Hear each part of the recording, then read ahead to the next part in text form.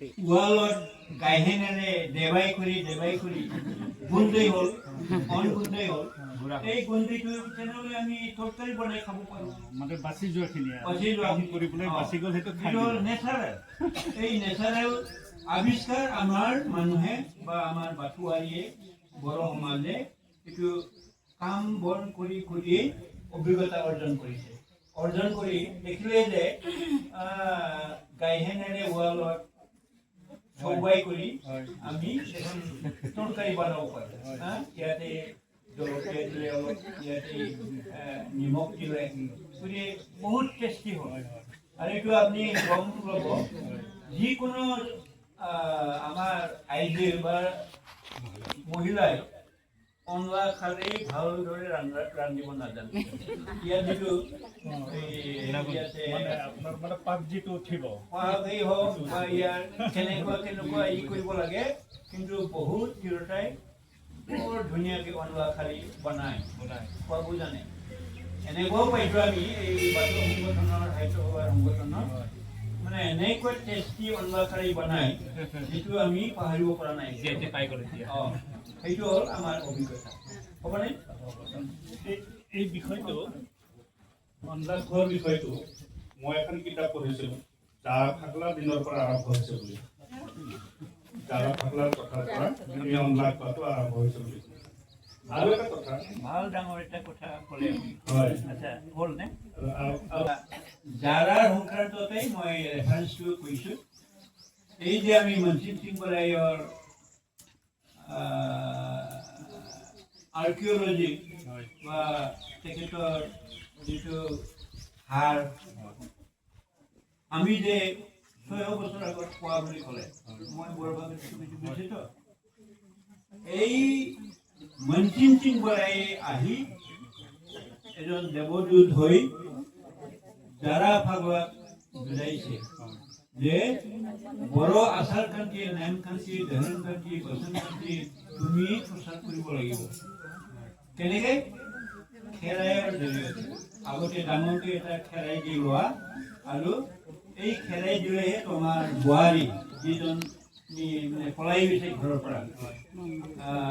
মংগলী খোলা এই মংগলীক তুমি খেৰাই দিলেহে পাবা এই যে আমাৰ ডামজু বাদ্য বাজনা খাম ফুং জঠা এইবিলাক বজাই যেনেকুৱা খেৰাই দিলে সঁচাকৈ ভূটান হাজোনিৰ ভূটান পৰ্বতৰ পৰা পলাই আহি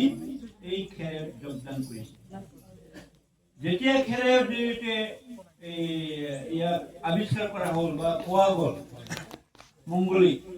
তেতিয়া মনচিং সিং বৰাই আৰু দিহা দিলে মই আকৌ আহিম বাছা হ'ল বড়ো সমাজৰ কিছুমান আচাৰ কান্তি নেম কান্তি কেনেকুৱা হ'ব লাগে আমাৰ বাট খান্তি আছে নহয় বাট খান্তি আমাৰ কাষ্টমাৰী ল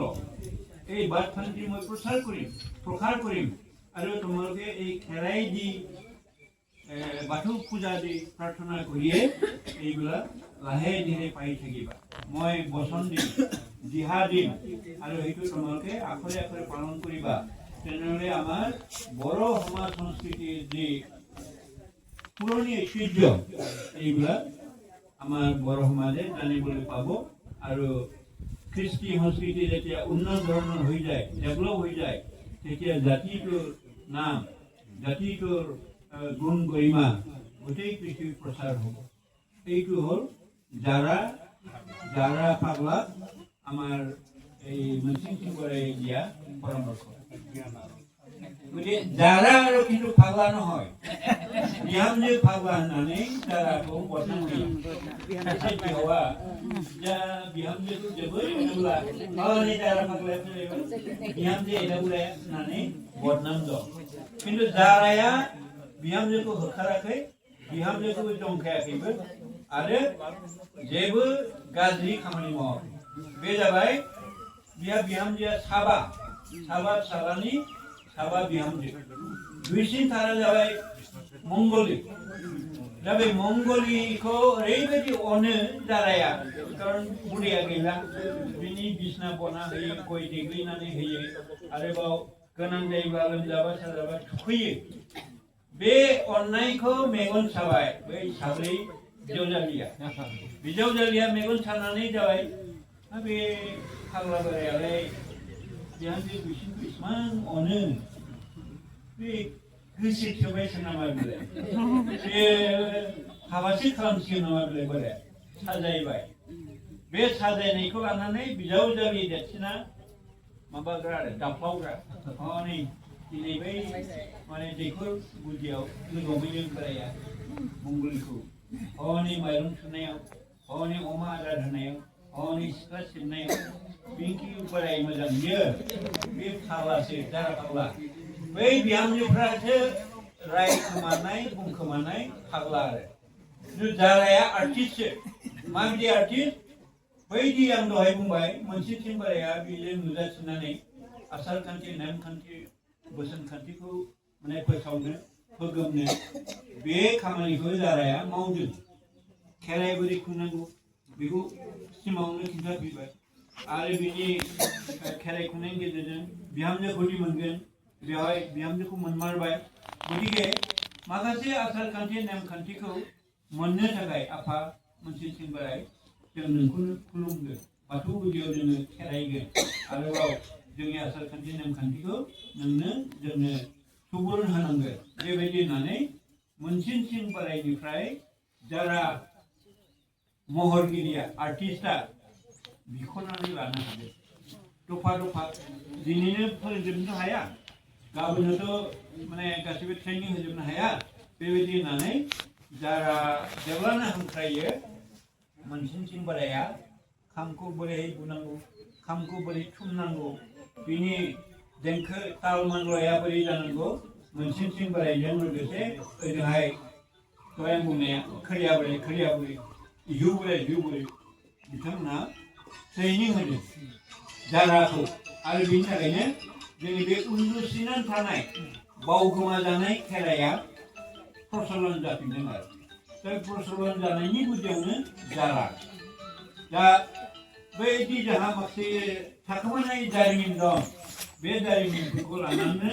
जोंहा फावथायगिरिफ्रा फावथाय लिरनांगौ सिनेमा खालामग्राफ्रा सिनेमा दिहुननांगौ आरोबाव साबसिन हामसिनै थियेटारफ्राव बेखौ लांनांगौ दिन्थिनांगौ होमबानिया जोंनि हारिमु जोंनि थुनलाइ राव बे आरोबाव जौगागोन साबसिननिफ्राय हामसिन जागोन दा आं एसे उसुगाव गोग्लैनानै खामानिया जमद्रायनानै थादोंमोन जारा आरो बिहामजो मंगलि होननाय आङो सिनेमा दिहुनदों आर्टिस्टफ्रा जाखाजोब्बाय बिनि स्क्रिप्टआ जाखाजोब्बाय बे उसुगाव गोग्लैनाय बिनि उनाव आर्टिस्टफोरखौ बुथुमफिननांगौ जादों बेजों लोगोसे आं लिरनाय माखासे फावथाय दं सोमदोन जोहोलाव जावलिया देवान बा जोहोलाव दैमालु बै जेसेबां फावथाय लिरदों दा बिनि सिनेमानि स्क्रिप्टखौ आं लिरजोब्बाय आरोबाव बेखौ सोरबा प्रडिउसार ओंखारोब्ला आरो अनोब्ला आसाम सरकार बा जोंनि भारत सरकार बा बिटिसि सरकारनिफ्राय अनसुंथाइ लानानै फिसाब्लाबो फिल्म दिहुनगोन आङो बेखौ आङो समायखिरा लादों आरोबाव थांनानै थायोब्ला जोंनि गेदेमा माखासे मानसिफ्रा बावलां जाजोब्बाय जेरै बुंनाय जायो पद्मश्री मदन ब्रह्म अस्ताद कामनि कुमार नार्जारी हनै रुपनाथ ब्रह्मआ सासे आर्टिस्टमोन बेबायदि मिटिङाव जिखुनु धोरोम मिटिं गेवलां मिटिं पाब्लिक गेदारिङाव माने मेथाइ रोजाबनानै लेक्सार होयोमोन बियो आरोबाव बाथौनि बोसोनफोरखौ बुङोमोन खिन्थु कालीचरण ब्रह्मनि आखायाव गोग्लैनानै ब्रह्म धर्मावलम्बी जाबाय थेवब्लाबो बाथौ धोरोमखौ नागाराखै जेरै पद्मश्री मदन ब्रह्म उनाव बिथाङाबो ब्रह्म धोरोम आजावनानै बाथौ धोरोमखौ नागाराखै बिनि फोथांनायनि थाखाय लामा बुंबाय थायोमोन थिग बिदिनो अस्ताद कामिनी नार्जारीया आर्टिस्टखा जेरै जाराया थाब्ला होननानै बदनाम मोनदों अस्ताद कामिनी नार्जारीया बेफोरबायदि बदनाम मोनदों